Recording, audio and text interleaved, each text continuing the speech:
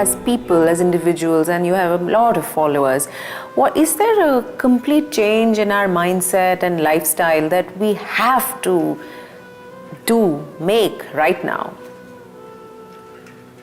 And it's linked to consumption and how much we consume. See, everybody being conscious of consumption has become important because we have such a large population.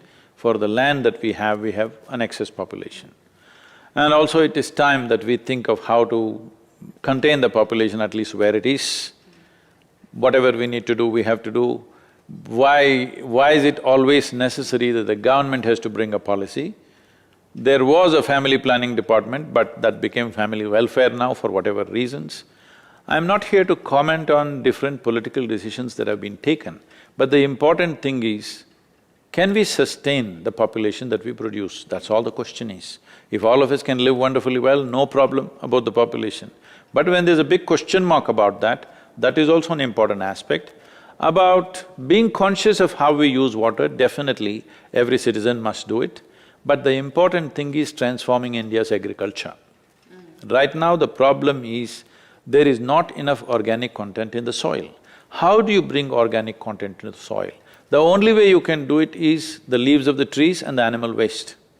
Trees are gone long time ago, animals are all traveling outside the country. If you say one word, people will say this is a religious issue, this issue, that issue.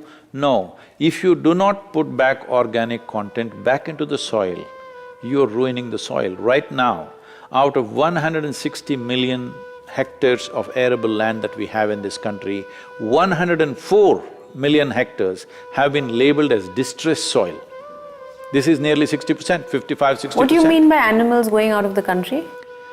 Well, we are the largest beef exporter. This is not a religious or dietary issue for me.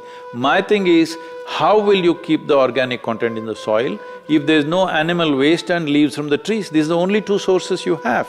It is not a complex problem. Traditionally, we have always known the answer for this, but we think there is some very high-funder solution for it. There is no high-funder solution. If you want to own a hectare of land, you must have a minimum of 5 bovine animals on the land, not in your city, not somewhere in a school, not somewhere else, but on the land. Right now, that was always the understanding. This is always the understanding of the organic farmer. But today, that understanding is gone because he thinks he can throw chemicals and do it. See, in United Nations, according to UN standards, to call soil as soil, there must be a minimum of 2% organic content.